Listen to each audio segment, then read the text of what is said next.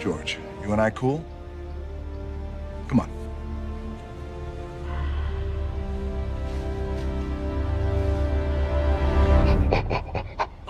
Wow.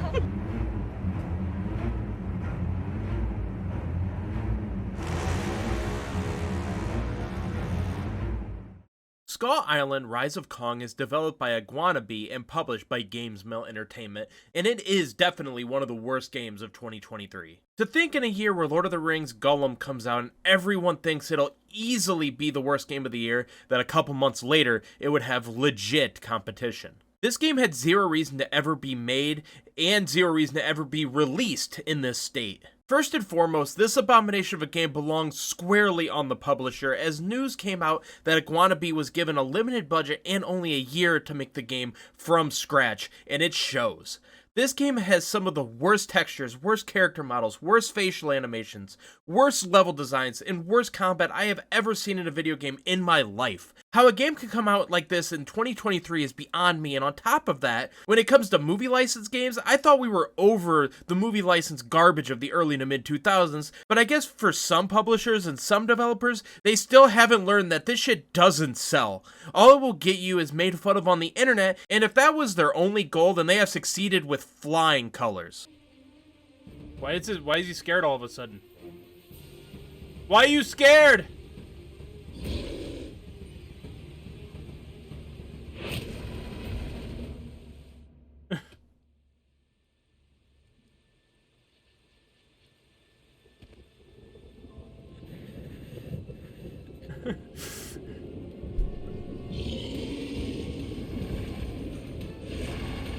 The story of the game is nothing, a real Bambi story where King Kong's parents are killed by an enemy, which sets King Kong off on a story of revenge. Now, this is the story of the novel Kong, King of Skull Island, where Gaw, the kaiju, kills King Kong's parents and he sets out for revenge.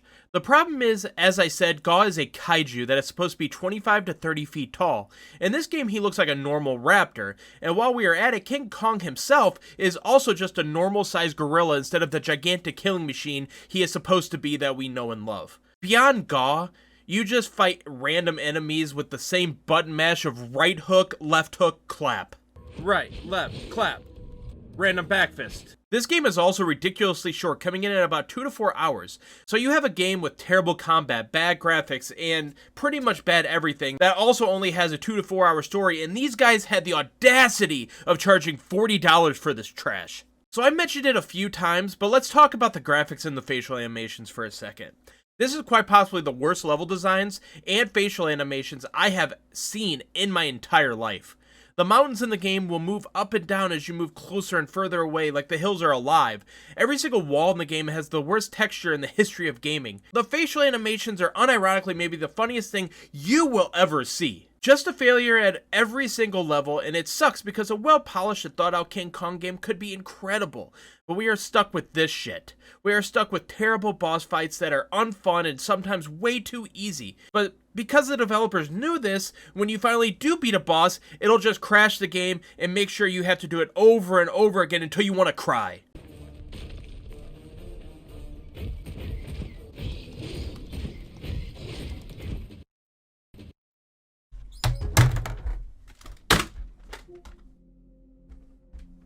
Bro, seriously? Is the game unbeatable? It crashed when I was about to beat it! You son of a bitch! I'm gonna kick this game's ass! I want cutscene! I'm so upset! I see you, Iguanabee, you pieces of shit. Submit your stupid report. One more try. If it crashes on me when I beat him one more fucking time, it's over. Game beat. I have beat the fucking game. There is no more game to be beat because the game doesn't want me to beat it. Like, as I beat the boss, the game crashes. That's how they pad their runtime. Built-in crashes. I beat it 3 fucking times! Where's my trophy? Half a fucking hour ago! Outside the bosses, the normal enemies you will fight are mindless morons that you will keep dashing into, and this will stun lock them forever as you hit them with the right hook, left hook, clap maneuver. Right, left, clap. Random back fist. There is also climbing and platforming in this game, which, as you guessed it, is terribly done. What are we doing here, King? Hey, dumbass. What are we doing here? Huh? What? We still trying to climb? Dumbass. A lot of times King Kong will get stuck on vines, or he will short jump everything when trying to jump from platform to platform. Now, there is a long distance jumping ability that will help you with this when it wants to work in the first place, but it is an option to use in these sections. You will spend most of the time trying to platform across areas and avoiding enemies so you can speedrun through this game so you never have to look at it again. When I beat the game, I realized that I somehow had skipped a story boss, which is both hilarious, because how does that happen, but also too bad, because it is the boss that has quite possibly the funniest cutscene in the entire game.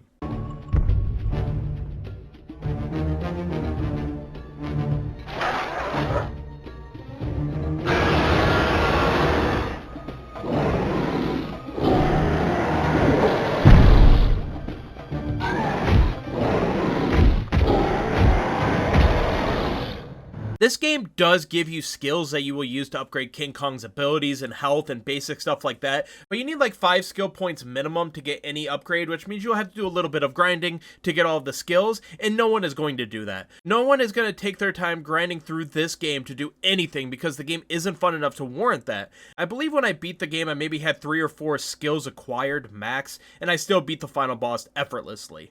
So the skills are really kind of a waste, just like the rest of the game. In the end, I beg of you, never buy or play this game, even if they give it to you for free. This game is an abomination, and it's what happens when a developer isn't given the time or money to put any kind of love and care into a game. A game with no redeeming qualities at all, which is why I'm giving Skull Island Rise of Kong a 1 out of 10. This is what happens when a publisher tells a developer that they have a year to make a game from scratch. This is what happens when the publisher cares more about the money they can screw people out of instead of wanting to put out a product that is worth it. These publishers need to be held accountable, and not just the publisher, but the people handing out these licenses. In the right hands, these movie license games could be incredible, but they instead want to give them out to these terrible companies that don't care about the license or the gamers, just the money signs, which luckily with this game, they won't be seeing much money because in 2023, this shit does not work. These companies have tried it twice this year with King Kong and with Gollum, and they have lost their asses on them, and that's what they deserve. But what did you guys think of the game? Tell me why it sucks in the comment section below.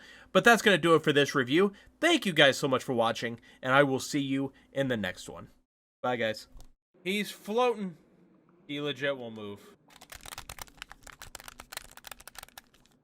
Good game. Good game, everyone. Yay!